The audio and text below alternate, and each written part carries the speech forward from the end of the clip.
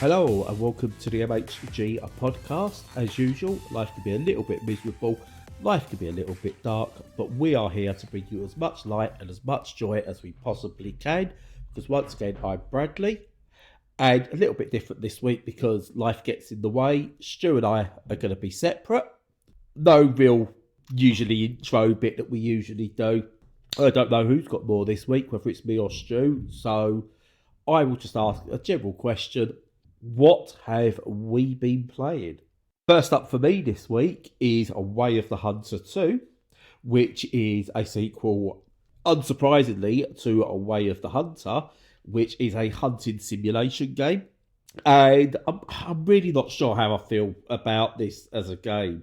I don't know if it's because I'm British and it's not something we really see over here, but in North America, whether it's Canada or the States itself, hunting seems acceptable and a pretty big deal. So it stands to reason with it being something that's acceptable there, that it is a game that could get made off the basis of it. And in some ways, is this better because you're not actually going out hunting? I don't know. I don't know what the morals are around it. I played the first game and I found it decent to play when you try and distance yourself from killing animals. It's a weird thing to get your head around. So I'm going to look at this. I think there's a wider discussion to have about games like this. But for me, we'll discuss it more just on the game's merits of the gameplay and stuff like that. So this is technically meant to be an upgraded version of the first game. It's made in Unreal Engine 5, which brings its own issues and doesn't run well on the deck, but it wasn't, I don't think, ever designed to run well on the deck. Technically it is playable, but it runs like trash. So I've played it on a desktop instead, and it does run better.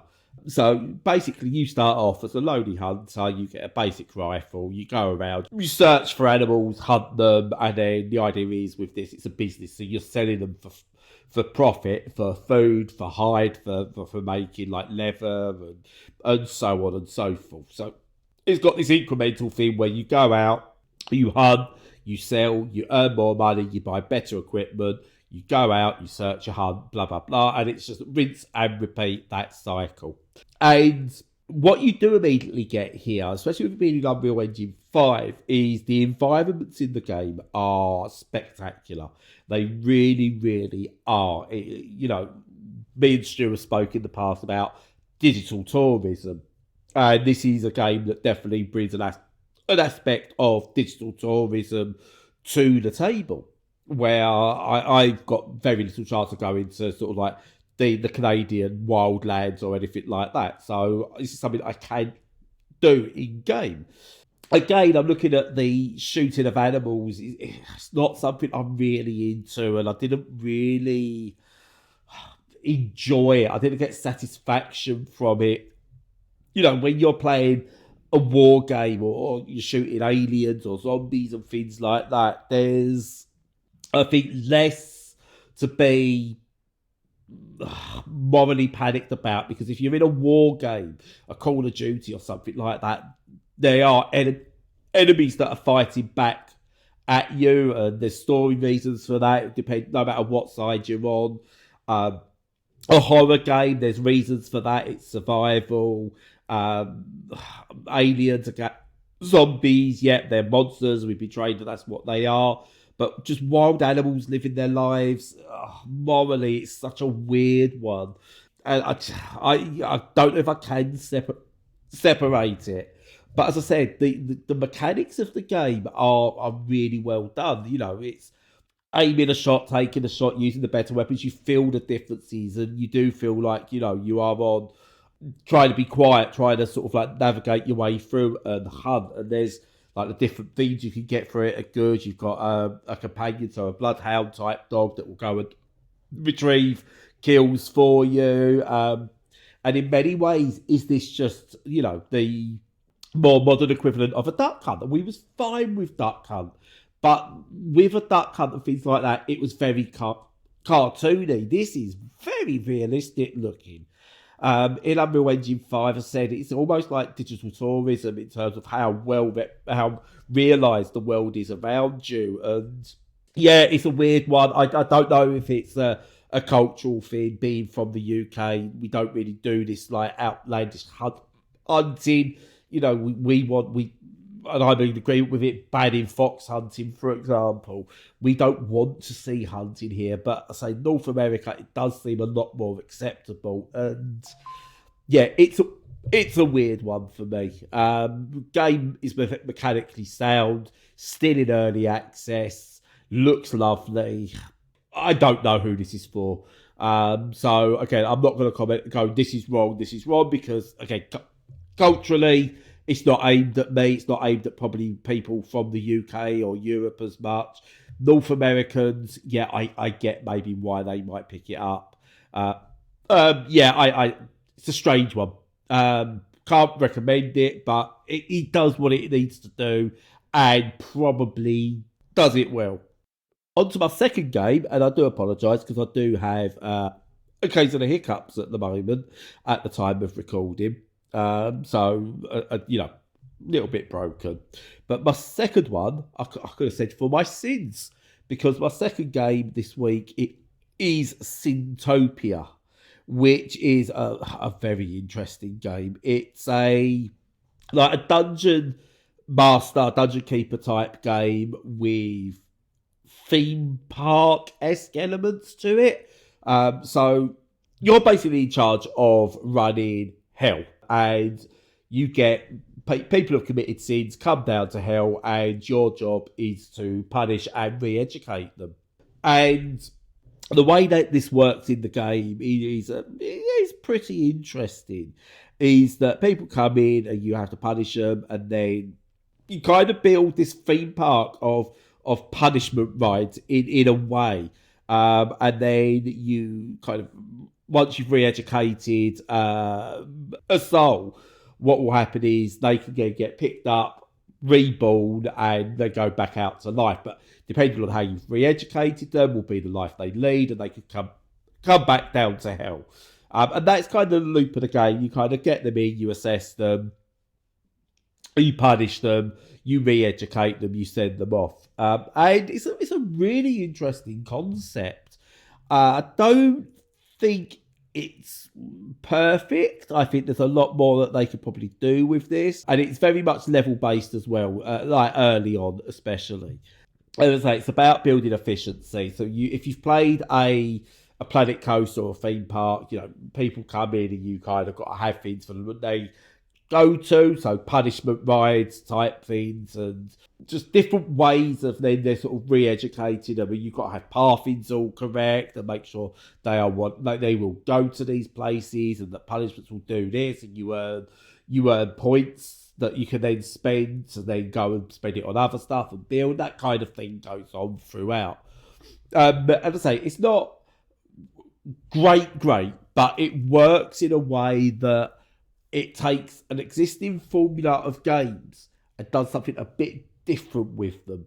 And I like that. I like that people are trying to do something different. It's not just another theme park. It's not just another city builder. It's not just another, resource management. It's put a different skin over it. And the way you approach it does feel different. You're not trying to get an engagement from like AI that are coming into your park. You're not trying to go to this one, you'll love it, and wanting their money out of them. You are needing to push them through and get them punished. And it's the way you approach that is that little bit different. And as you play through the game, you start to understand and learn why it works in this way.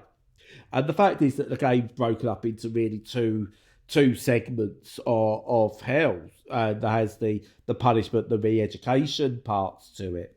I think works really well because it allows you to sort of like build one area, you can almost perfect it, and then you can then tweak another area, and they work individually but also together at the same time. And it does come across really well. And I've spent a good few hours in this now.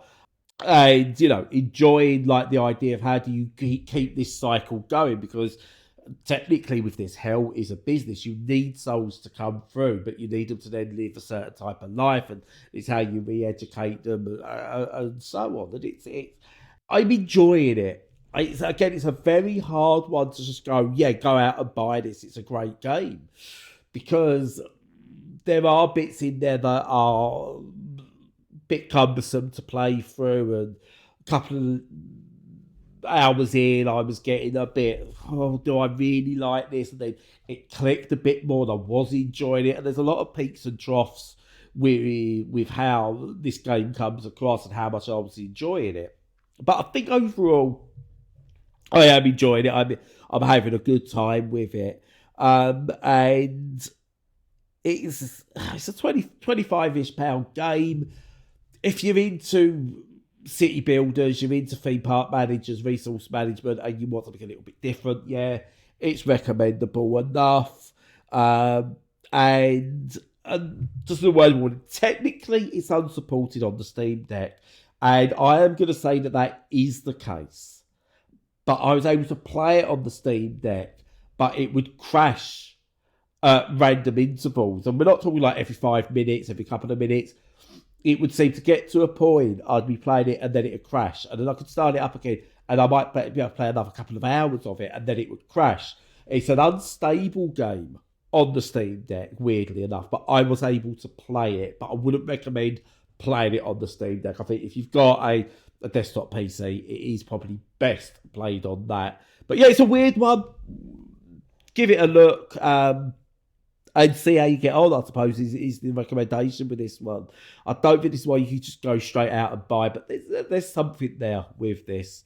And this is not an early access game. This is out as well. So, don't know what improvements will come down the line or what will be added. But it's an interesting concept. And with that, that's it from me. So I will hand over to Stu to do whatever he wants with the rest of the podcast. Thank you for listening to me. So Brad can't be recording at the same time me because he's finally been apprehended. He's been caught and detained for overconsumption of roguelike deck builders. And I know there are more important crimes out there, but he is one of the worst offenders. You've got to put your hands up and own up to that one. So but variety is the spice of life, and now he's finally understanding this, I think. So, I'm just going to talk about all the kind of stuff that I always play, which, let's face it, is lowest common denominator, dumbest thing on the shelf. And that's because I do, as I mentioned before, I do intellectual pursuits in other areas of my life. You'll just have to, to take my word for it. But I do. And in my games, I just want them to be fairly simple and straightforward, and they can be sophisticated in their own little way, but I prefer it when they're more arcadey and they're more direct, and you're always consumed with having to do something moment by moment in terms of action rather than forethought or planning, much like the rest of my life, to be quite honest with you. So to that end, I've been playing a few games this week. The first one, well, actually, this has been for a few weeks, and it's called Big Hops. Big Hops. And this is a game where you're a frog or a toad, I'm not sure which. Let's say frog, because they're cuter, and he's a cute character. You're a frog who is trying to get out of this small world that he lives in, and find a bigger world. It's basically a cute platform game. And it doesn't have to hang itself on a fairly clever hook. You just have to run around, jump over stuff, collect things, and then you're happy. And to that end, it works very well. It's an obviously influenced by Nintendo. It's got tons of 3D Mario DNA in there, and it's got not a lot, but a little bit of Zelda DNA. So it's clearly going for that aesthetic, and it's funny. It's one of those that to love this one, I think you'll either have to have played every single one of these 3D platformers before, or absolutely zero of them. So either you're obsessive of them and you just want more, Or you've never touched them before and you're like, oh my God, this is great. And to be fair, it is. It's really good. It's cleanly designed. The visual language of where you have to go and what you have to do is clever enough so that it's not distracting, it's not frustrating, and it's clear when it needs to be, but puzzling when it needs to be. That's a trick that's not easy to pull off, and they've done it very well here. And like, it's all environmental stuff. It's all based on, proper environmental stuff. Like, it's got regular human constructions. It's got lots of vegetation, flora and fauna, all that sort of thing. It's not kind of a abstract or surreal experience like a Mario game. It's more grounded, although of course, you're a sentient frog, so there's only so much reality you're going to get out of that. But yeah, it's just very, very sweet. There's got a nice mechanic that builds into both your puzzling and traversal that is based around your tongue, so you can fire your tongue out and use it as as a lasso or as a rope swing. You can use it to drag things towards you, opening locks, all the things you'd expect from having a huge tongue, except for a really attractive girlfriend, which that would probably come with it as well. But it's very well presented and a ton of fun. There's not much more to say about it because it's fairly simple, and it's both its design and execution, but it's designed as a casual entry level cutesy little mess around pit with very little pressure. So fun, engaging, distracting, really good for either completists or newbies, really. Otherwise, you'd have to say, if you've played quite a few, but not all of them, like me, you kind of point somebody gently nudge them in the direction of a 3D Mario game. But if you've done a lot or you've done none, it's a good one to go for. Which sounds like I'm being cruel, sleight of handedly, but I'm not. Honestly, it's a very good game. It's nicely priced, decent price point, and it's worth your time. The next one I've been playing has been on my radar for quite some time because it's looked a bit curious, and that is Mouse PI for Hire, which is this black and white FPS that's done in a 1920s cartoon style, like Mickey Mouse of the 20s. And yeah, that's an intriguing enough premise to go on for a start. So there's obvious Cuphead comparisons, and that's a side-scrolling shooter that's been done in the style of the 1920s cartoon. But pretty much where the similarity ends, this is more of a kind of Fritz the Cat approach, where they've taken something very specific and adultified it and sort of tried to explore what would happen when you took all those characters and that aesthetic, that whole world and world building of taking these, slightly disconcerting, bouncy, sort of inflated looking characters who are inherently a little bit odd but aimed at kids, and turn the dial up on the violence, and crossed over with doom. And the result is about as strange as you would expect, really. So to start off with, it's a 2.5D game, and they're pretty uncommon these days. So what that means is it's like Dark Forces, Star Wars Dark Forces, where the characters that you interact with and shoot are 2D sprites and the backgrounds are fully 3D. Now, I'm not sure on a technical level whether the sprites themselves or the characters themselves are actual sprites. I suspect they're not. I suspect they're actually polygons, but they're just designed to look like sprites, similar to Guilty Gear. But they have the sprite effect anyway. That's the takeaway. And it looks incredibly cartoonish. It looks totally believable and authentic as what it is. There's a little bit of a distract and disconnect in that the 3D backgrounds don't have that verisimilitude that you would expect from the thing being fully designed to look like 2D, because it looks like 3D, but it does an awful good job of it and gets very, very close. And with all the sort of the main animated things being 2D style animation, that works really, really well. They've even done the thing where the characters are animated at a lower rate, so like 12 frames per second rather than the 60 FPS backgrounds, to give it that proper, authentic feeling of playing a cartoon. Gameplay wise, it's got some Doom elements, especially in that the enemies are, there's a couple that are hit scanners. Mostly they float around using very similar basic patterns. Their AI isn't very sophisticated, but there's a good variety that appear on screen to mix things up. But gameplay wise, it's kind of more towards the Half-Life 2 end of things, a slight adventure style thing where you're, it's less boomer shootery than where it's just like, go here, get this key, unlock this door, and more kind of like there's a reason, there's a conversation around what you're doing and where you're going, and there are secrets and also paths that you have to plot around the environment, which is very good.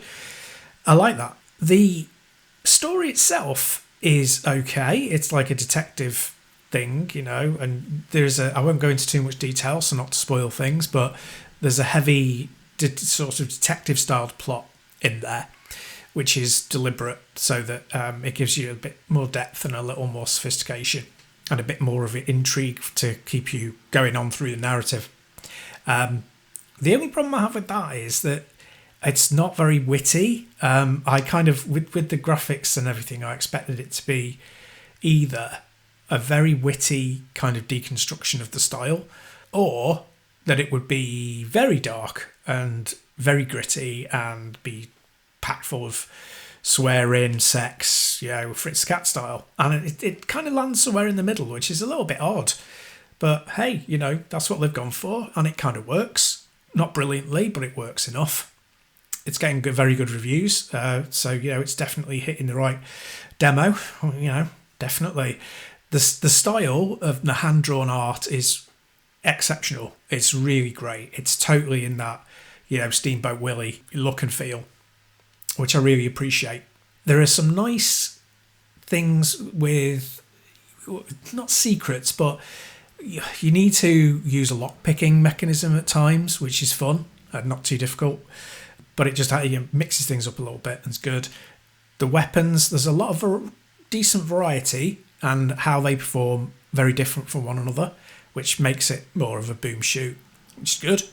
Unfortunately, the shooting itself is not very tactile, not very impactful.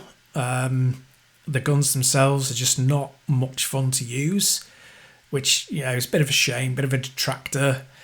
Kind of like Half-Life 2, although that still had more of a sense of satisfaction. It was, it's aged in that regard because there's not enough hit reactions and there's not enough enemy AI being employed, and the guns don't really feel like they're as impactful as they should be.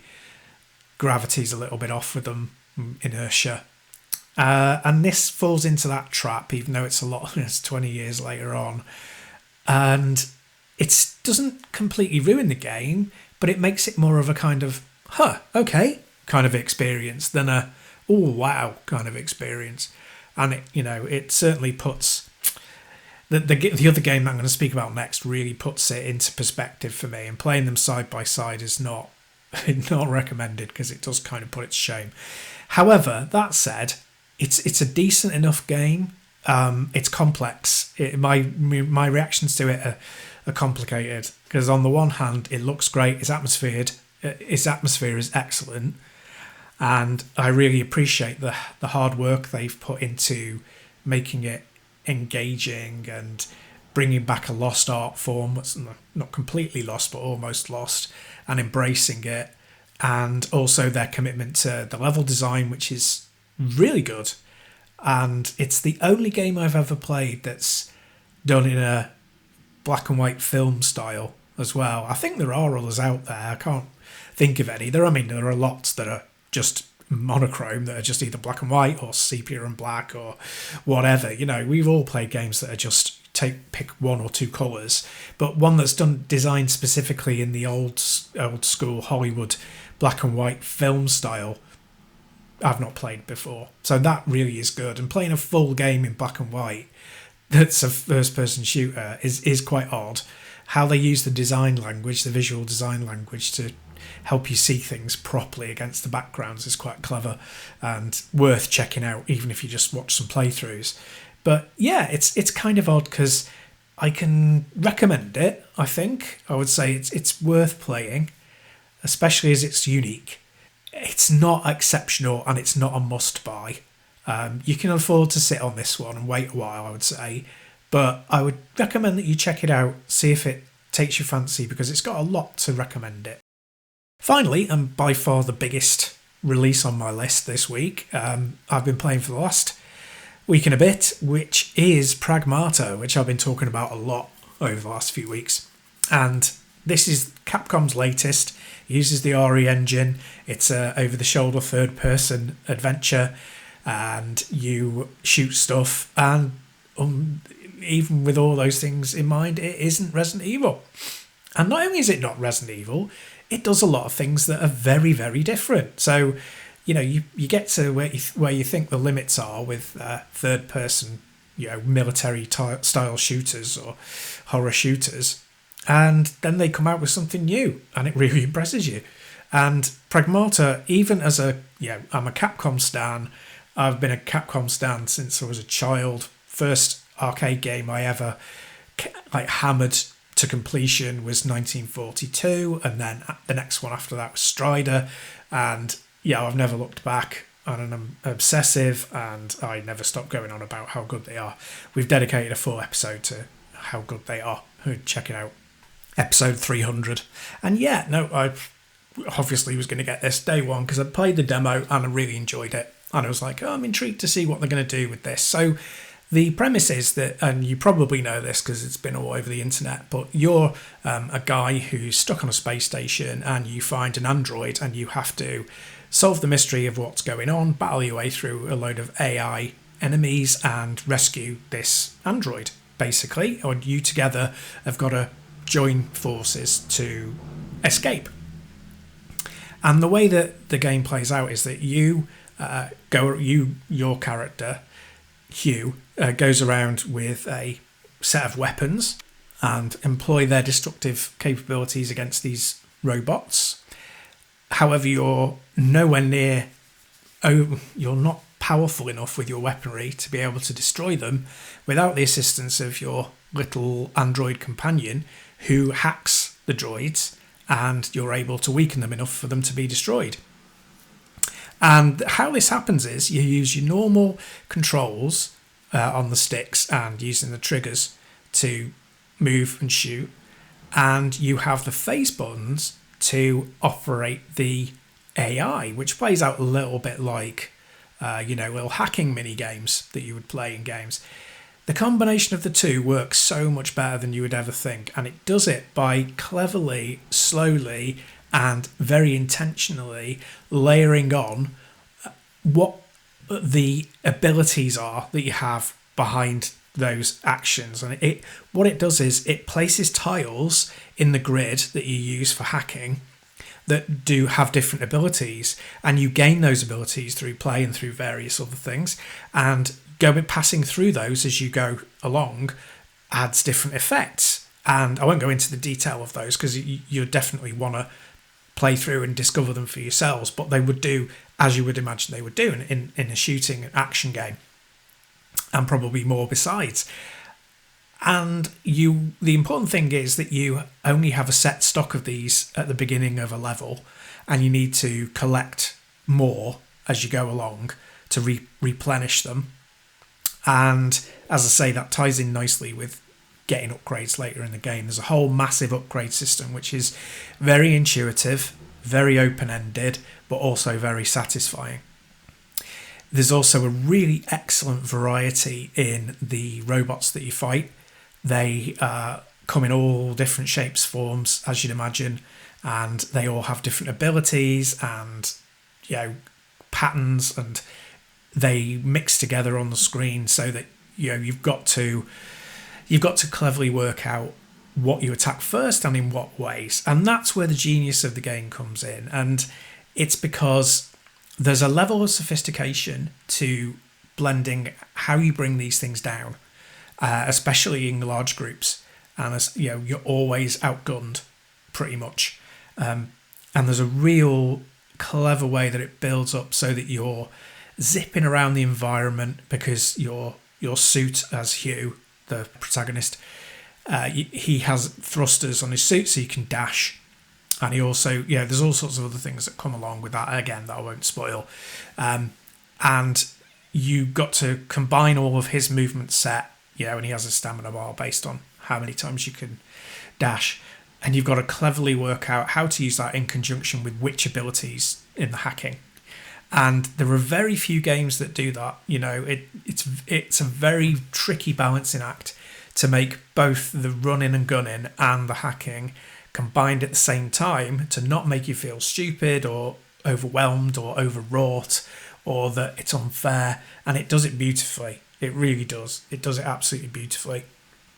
It makes the combat an absolute joy, and the satisfaction when you pull off some really cool moves is absolutely top tier, top turn. They've done a really good job with that.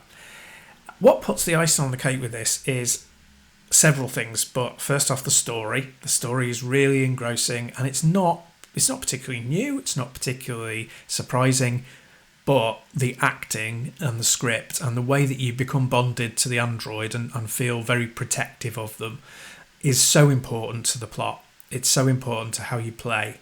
And it's almost like a meta commentary on how we become connected to things that don't exist, like, TV shows, films, books, characters in books. It's like a meta commentary on that and how important it is to make connections, because they're what define humanity, and it's finding the humanity in things. It's a very anti-AI statement on very, very many levels. It's not a subtle one, but it's very nicely played out, beautifully done. So the story's great, engrossing, not overly complicated, not overstuffed with lore, not made to be, you've got to pry into all of these wikis that they're presenting for you to understand it. No, it engages you on a quite a fundamental level. On top of that, it's got superb atmosphere, and that's generated through brilliant music, really, really excellent choices of tunes. They got a kind of, it's reminiscent a little bit of what they did in Death Stranding in both games.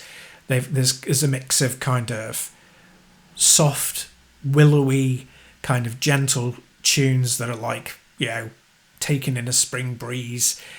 And there's some more sharper, stabbing synth-led tracks that bring in these little spicules of fear. And the sound effects are brilliant too, and merging the two beautifully to give this atmospheric thing of it's both mysterious and kind and threatening at the same time. Excellent stuff. And finally, you've got the environment, which is it's very deliberately reminiscent of like the first moon landing. It's very kind of geodesic shapes, hexagonal. It's white panels with these orange safety buffers and barriers and things, and very plain straight-lined human shapes against the curvature of the moon. It's gone very deliberately for that prefab 1960s retro-futuristic look in a way. Although it feels very futuristic, it's just got a very kind of early days of space exploration kind of look, patina over the top of it, or patina, however you want to pronounce it. Which, it just looks phenomenal. It's really, really good. It's one of those that's, the design language is very clear. It's beautifully done, and it's not hyper futuristic, but at the same time, it's not just retreading lots of things that we've seen before. It's got influences from like 2001: A Space Odyssey and things like that, but not overwhelmed by them. I mean, it reminds me a little bit of Lone Echo in that way. It's different again from that, but it reminds me of that a little bit. And finally, in terms of comparison and compare, contrast and appraise, It's got quite a bit of DNA from Lost Planet. Now, loads of people are calling it Dead Space, which is a great name for it because it's got Dead Space elements in the way that you move and the way that your primary weapon shoots and things like that. And yeah, there's definitely that kind of, you're overwhelmed by groups of enemies in these small contained spaces. But it also has a very kind of, you've got enemies that can take sometimes a long time to take down, that have very specific weak spots, and you need specific weapon types to do that. And I think that has been something that Capcom have played with for a very, very long time, and they reached the pinnacle with Monster Hunter, but this is an offshoot of that kind of play style, and much more simplified, but more in the kind of, Lost Planet sort of milieu, if you will. And I love that, where you get the opportunity to switch out loadouts during the game. I also love it when you're forced, due to ammo scarcity, to use different types of weapons. I love that in the Halo games. I liked it in Breath of the Wild. It's nice when they design these weapons so that they're all playable. They all have a niche. And if you end up with one of the ones that's not ideal for the situation, that you have to be clever enough to use it to your advantage in the scenario. So yeah, it's just like kind of solid praise all the way through. It's something fairly normal, not normal, but something really common in games, like this type of 3D over-the-shoulder, third-person action game, but sort of not perfectly presented. I don't want to overpraise it. It's not like a 10 out of 10 revolutionary game. There are elements in it that are done so well that they're almost, perfection. The hacking thing in particular. But what it is, it's a game moulded from the fundamentals of lots of other things, and games and ideas from other games melded together beautifully to form something new, and that deserves a lot of high praise. And it's always fun. It's, as I say, stunningly designed, both aesthetically and in terms of the gameplay. There's nothing revolutionary, but everything it does on a completely seamless level. It's like buying a production car that is so gorgeous and so wonderful that it doesn't really matter that there are F1 cars, because this is just so perfectly done. It doesn't matter that it's not a Ferrari or the highest end of Porsche or whatever. It's a Jaguar, maybe, that sort of a thing. Possibly an Aston Martin. One of those things that it looks like a production car. It's not breaking any design languages to create something new.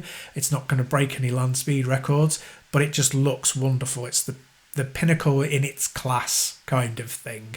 Even though it's not in the upper echelon of class, it's the pinnacle in its class, which makes it a wonderfully designed piece of art.